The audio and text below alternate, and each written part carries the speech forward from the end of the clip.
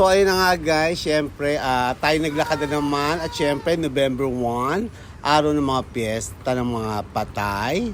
So binabati ko lahat ang mga nag-enjoy o pumunta sa mga sementeryo. Pero syempre tayo guys, tayo ay, imbis na pupunta tayo sa sementeryo, tayo ay magja-jogging muna at mamaya na tayo magdasal.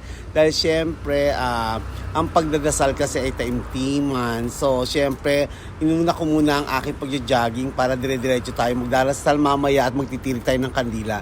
So ayun na nga guys, syempre, dahil syempre, gaya na sabi ko, mga 40, 50, 60, syempre, hindi talaga ako titigil na mag-motivate sa aking sarili at maging ganyo sa inyo dahil alam ko guys na kailangan talaga natin to. So, ngayon guys, kung tinatanong nyo kung anong pakiramdam ko ngayon, ay maganda naman ang pakiramdam ko, magaang aking pakiramdam at syempre, feeling ko na parang napakagaang ko etos. Pero sa totoo lang guys, syempre, kahit malamig na at naglalamig na dito sa Dubai, ay nakukuha ko pa rin mag-jogging kasi talagang binomotivate ko ang sarili ko na natatakot kasi ako na pagdating ng time na sumakit ang aking mga likod, sumakit ang aking mga tuhod at hindi na ako makalakad.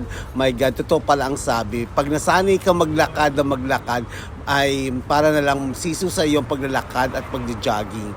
So ayun nga guys, syempre gaya na sabi ko sa inyo, masarap ang pakiramdam pag nagja-jogging ka. So ano pang hinihintay nyo? Kaya mga 40, 50, 60, alam ko na nabubusit kayo sa akin pero wala akong magagawa.